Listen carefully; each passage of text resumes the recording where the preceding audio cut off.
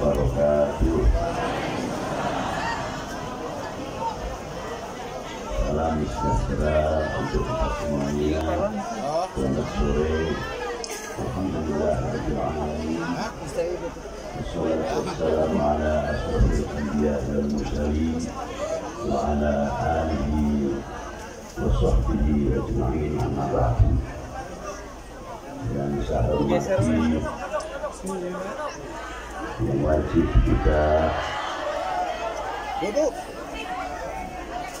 wajib kita untuk mencintainya para sesepuh, ini sepuh, para tokoh masyarakat yang selalu kami banggakan, dan yang saya hormati para ajunan, para yai yang saya banggakan, dan saya idolakan Bapak Bupati Kuningan beserta bapak-bapak Bukuninda Kabupaten Kuningan. Dan yang saya hormati bapak-bapak dari instansi pemerintahan sipil, TNI, Polri yang selalu menjadi kebanggaan kita. Pak Camat, Pak Danramil, Pak Kapolsek beserta jajarannya, Bapak Kepala Kelurahan atau Kepala Desa, Pak RT, Pak RW, pengurus atau pepunjen Makam Syekh Muhibbat, serta anggotanya dan keluarga Minum Haji yang selalu saya banggakan. Hadirin wal hadirat rahimahullah. Sangat pentingnya di waktu sekarang ini akan banyak tercermin mengambil suri ketauladanan yang telah ditinggalkan khususnya oleh para sesepuh, bini sepuh, para alim ulama, oleh para tokoh bangsa. Bagaimana tidak kalau kita melupakannya, sehingga umat ini mudah dibenturkan, masyarakat ini bisa dibenturkan, karena kita ini sudah banyak kurang bercermin kepada para sesepuh, bini sepuh, para pendahulu yang ikut andil besar, yang mempunyai kontribusi yang luar biasa dalam agama, dalam bangsa, sehingga tegaknya merah putih kembali tidak terlepas daripada andil-andilnya para beliau-beliau yang sudah di alam baka. Mungkin andai kata masih hidup tidak akan mati, paling umurnya 90 ke atas. Beliau saksi sejarah, beliau pelaku sejarah. Apabila situs-situs sejarah, peninggalan sejarah sebagai bagian daripada bukti keberadaan para sesepuh, bini sepuh kita yang tidak sedikit andilnya dalam perjuangan agama, dalam perjuangan bangsa ini sampai tegaknya kembali Saka Merah Putih, sama sekali tidak bisa dilupakan atas jasa-jasa para beliau. Namun tantangannya ini, apakah kita regenerasi penerus itu mampu meneruskan perjuangan para beliau-beliau sehingga menjadi suri toladan untuk kehidupan sehari-hari. Contoh lopian yang sangat luar biasa Bila mana kita selalu bercermin kepada para beliau, bangsa ini akan semakin kokoh, semakin luar biasa. Karena apa? Tidak mudah dibenturkan, tidak mudah terpengaruh hoax dan sebagainya. Ujung-ujungnya adalah memecah belah umat beragama, memecah belah sesama agama, memecah belah antar masyarakat. Tujuannya cuma satu. Kira-kiranya kalau kita tanya, sanggup menjawab tidak? Loh, tanya loh. Lamun siawadi dan nanya ke panjenengan, sanggup tak henteu? Lamun sawana jawab, ini budaya suarana. Kanginten teh dia berbeda ditanya tentang naon banget begitu. Maaf, cabur bahasa Inggris Pak.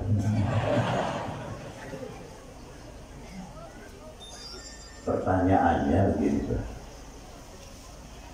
Relakah bila negeri dan bangsa ini pecah belah?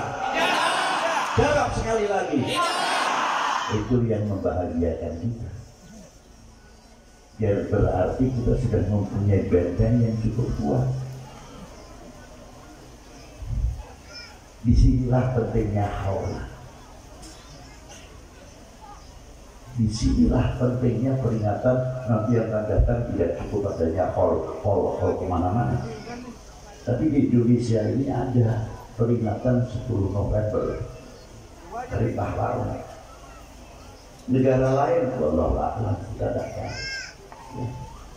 Tapi yang punya di antara cuma Indonesia. Ada upacaranya. Bagaimana bangsa negara ini selalu menjunjung tinggi dan menghormati para pejuang-pejuangnya. Nah, kita mulai bahwa al-Islam sudah berjalan di Indonesia dari mulai abad pertama. Di antaranya anaknya, cucunya sahabat Abdurrahman yang meninggal pada tahun kurang lebih 68 atau 48 yang dimakamkan di Barus. Mana Barus itu adalah daerah Tapanuli. Itu sudah ada makam tertua, belum lagi. Perkembangan dan perkembangan situasi pada waktu itu luar biasa.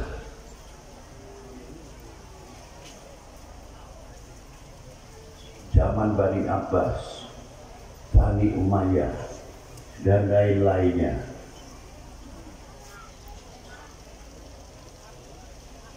Peranan politik pada waktu itu sangat luar biasa di zaman Bani Umayyah maupun Bani Abbas. Sebagian besar gagal.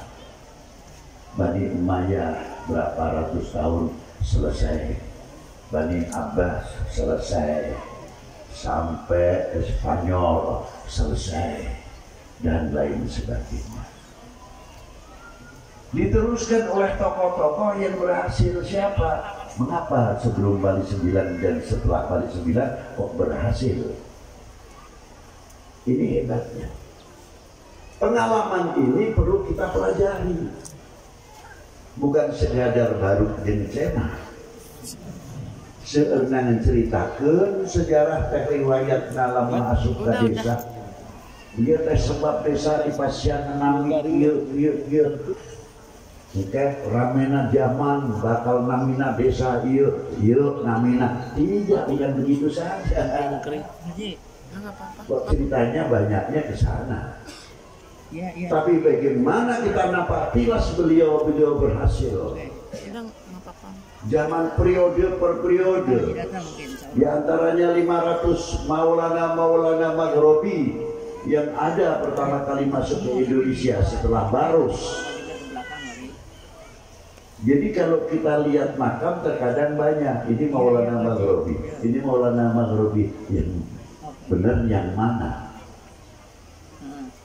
Memang jumlahnya lebih dari 300 sampai 500 orang. Jadi kalau makamnya banyak ya tidak heranlah.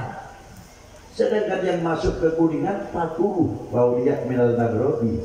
Di antaranya yang dipimpin Syekh Maulana Akbar, selanjutnya oleh Sidi Syekh Muhibbah. Itu jauh umurnya 500 tahun yang lalu, bahkan lebih, yang ada di Kuningan ini. Bagian kage wargi Kuningan masih ditunggui oleh kesepuan-kesepuan. Mugi-mugi barokahnya terus. Amin. Itulah diantaranya. Apa yang menjadikan sebab para beliau berhasil? Kesaktiannya? Bukan. Ilmunya yang luar biasa? Bukan itu. Beliau membawa al-ukhuwah, membawa misi rahmatan lil alamin dengan senjata yang paling ampuh, akhlak wal adab. Senjatanya paling ampuh itu, sehingga menjadi contoh di zaman Maulana Malik Ibrahim. Ini contoh yang luar biasa. Zaman Maulana Malik Ibrahim yang meninggal pada tahun 822 Hijriah, bertepatan 1419 tahun terpaut. Tapi kalau tidak menghitung tahun terpaut, 1401.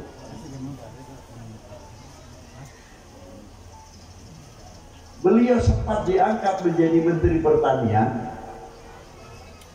menjadi Menteri Ekonomi oleh Brawijaya, yang mengangkat beda paham, yang diangkat beda paham, tapi kok bisa bersatu?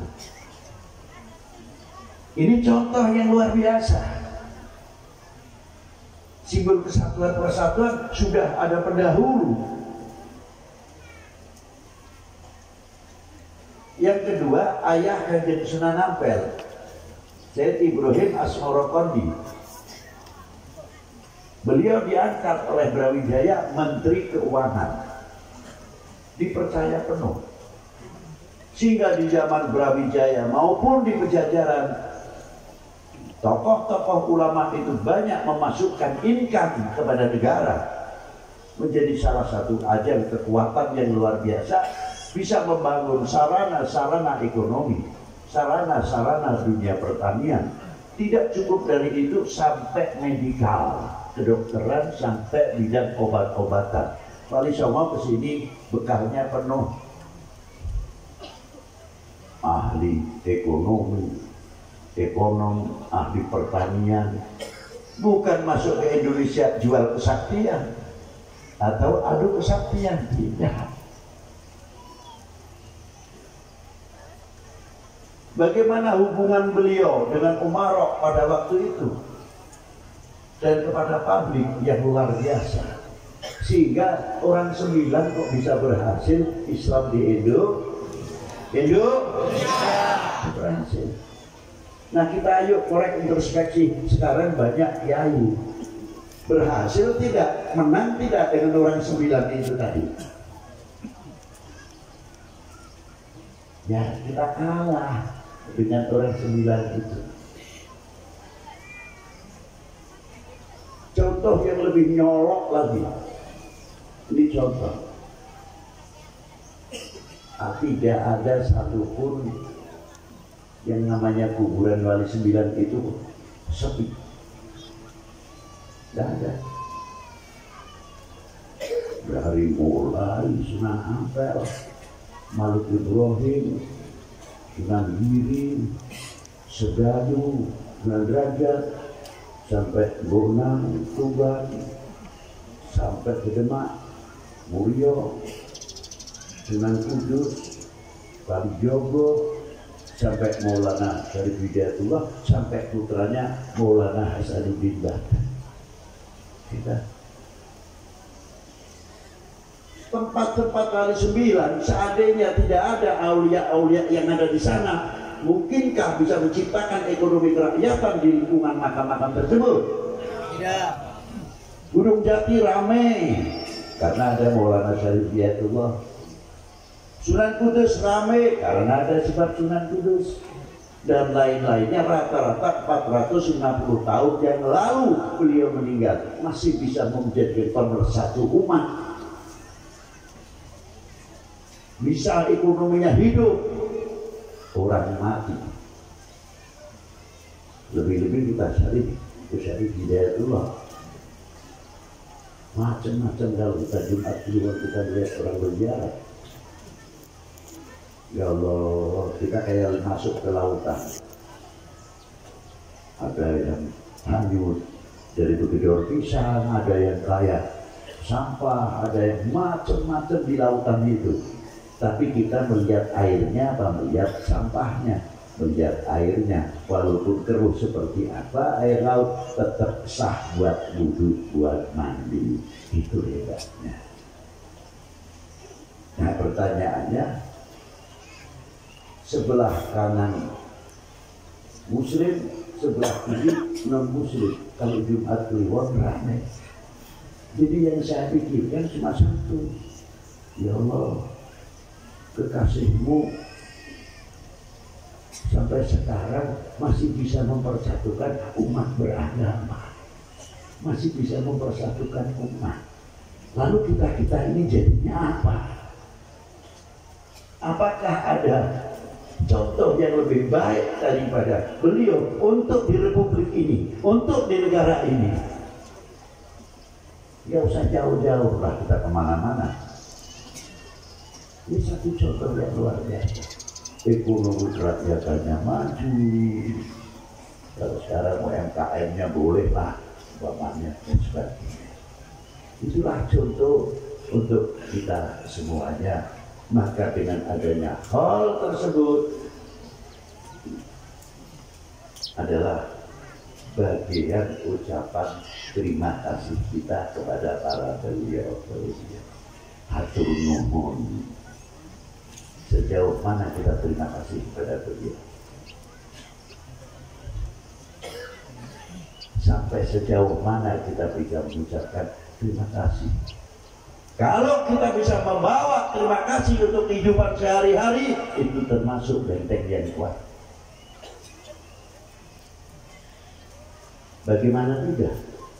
Selalu kita akan bercermin kepada para beliau, menjadi contoh teladan yang baik dari segi tutur kata sampai perilaku, tidak mudah melontarkan omongan-omongan yang sifatnya kurang membangun, sifatnya kritik yang tidak membangun, akhirnya membuat orang awam terkadang bingung. Tidak semuanya orang awam tergantung keintelektualannya, tergantung wawasannya.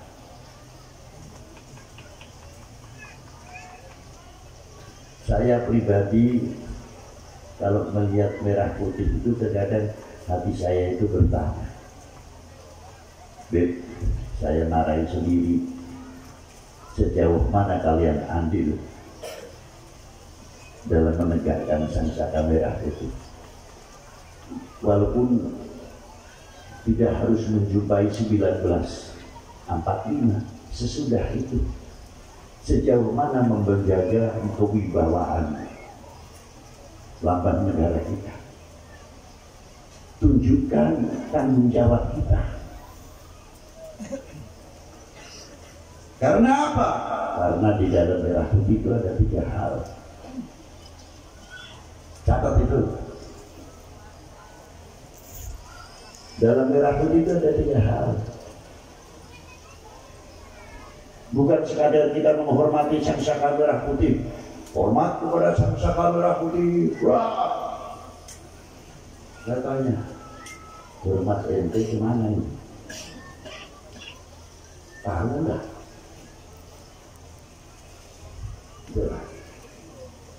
Yang pertama apa? Kehormatan bangsa ada di dalam merah putih itu, walaupun tidak satu huruf pun ada di dalam merah putih. Yang kedua, harga diri bangsa ada di dalam merah putih. Yang ketiga, jati diri bangsa ada di dalam merah putih. Loh, itu masalahnya. Tolonglah anak-anak kita, para bapak semuanya, ajari anak-anak kita, para pendiri bangsa ini, sejarah ini, kesatuan ini, Jangan lupa wawasan kebangsaan. Saya takut kalau ini melentur lalu bangsa ini jadinya apa? Harus kita pikirkan bersama. Nah itulah. Makanya kalau kita kenal kehormatan bangsa, kita akan menjadi bangsa yang menjaga kehormatannya. Harga dirinya, jati dirinya. Itulah bagian daripada ucapan terima kasih kita kepada para beliau. Mensosialisasikannya, mengaplikasikannya, dakwah kita. Ayo kita bangun semakin kokoh, semakin kokoh, semakin kokoh. Adanya kesatuan persatuan. Ini bagian daripada ucapan terima. Man lam yashkurillah, man lam yashkurinnas, lam yashkurillah. Barang siapa tidak mengerti terima kasih kepada manusia, sama halnya tidak mengerti terima kasih kepada Allah Subhanahu wa taala. Ini sabda Nabi sallallahu alaihi wasallam. Maka dari itu terakhir saya sering memperingatkan kadar bobot iman seseorang.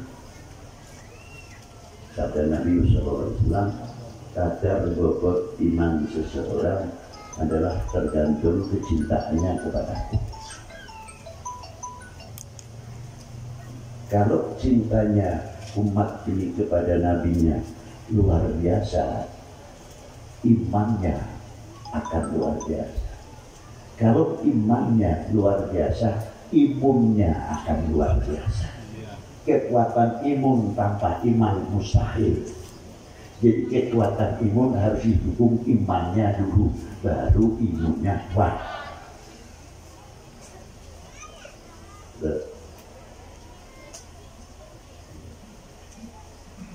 Itu diantaranya. Kalau kecintaannya kepada Nabi luar biasa, pintu-pintu masuk untuk cinta kita kepada Nabi, cinta kepada keluarganya, cinta kepada para ulamanya, cinta kepada para sesepuhnya, cinta kepada negerinya atau negaranya. Itu bagian petanda orang yang cinta kepada baginda Nabi Sallallahu Alaihi Wasallam.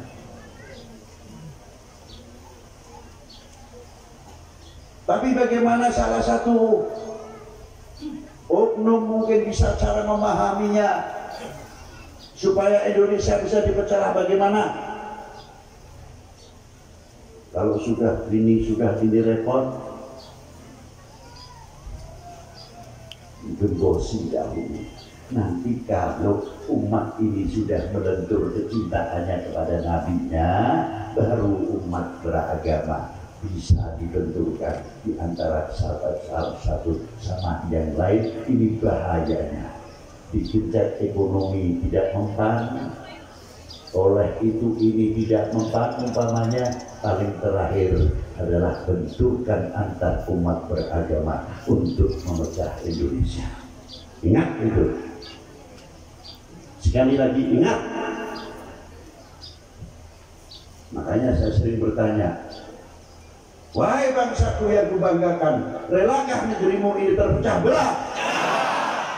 Itu yang saya ditanyakan, supaya ingat terus.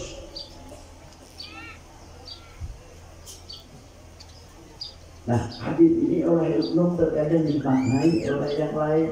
Apa? Oh, kalau begitu, kalau mau membentukkan umat beragama, jauhkan umat ini kecintaannya, kepercayaannya kepada para ulamanya. Insya Allah nanti tidak dipecah belah. Begitu juga, bagaimana cara menghancurkan umat dan bangsa ini? Jauhkan kepercayaannya, kecintaannya kepada tanah airnya. Pasti kalau sudah tidak cinta kepada tanah airnya, tidak cinta kepada bangsanya.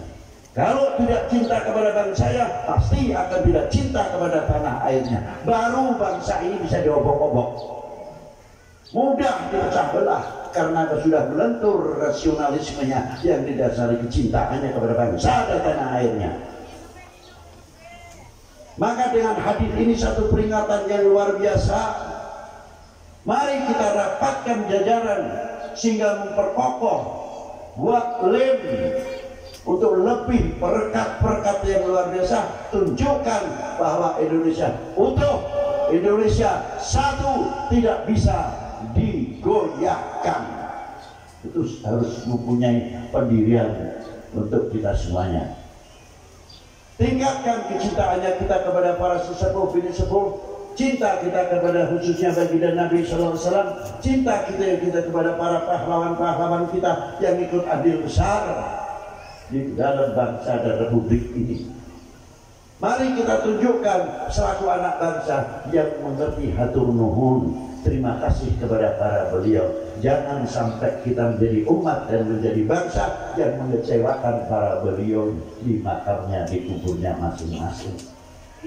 Seandainya para beliau bisa gembor di dalam masjidnya, apa yang beliau katakan?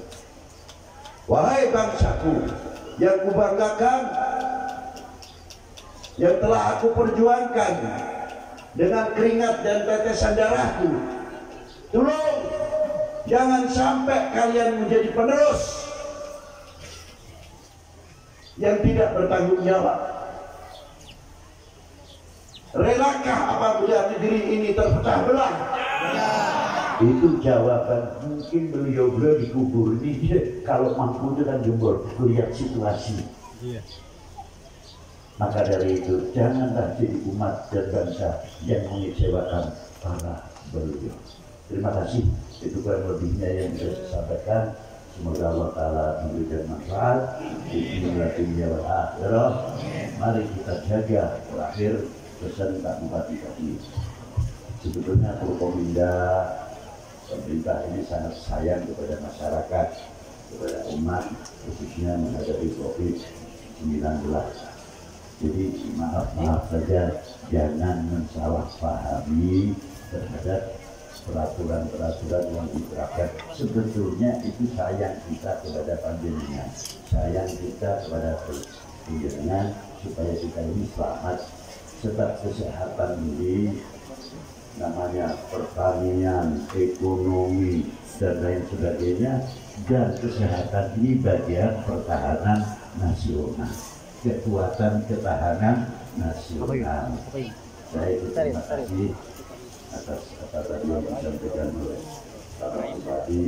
Jadi karena peraturan itu jangan kita terjadi kesalahpahaman atau dipersulit, mau ini dipersulit, jangan. Itu memang peraturan memang begitulah, tapi kita harus banyak menyadari. Itulah yang penting, jadi tidak terjadi nanti orang-orang yang tidak senang sama kita ini juga bisa main kompor nantinya. Maka kita ayo bareng-bareng saling menjaga. Kuningan aman, Kuningan sehat. Amin. Assalamualaikum warahmatullahi wabarakatuh.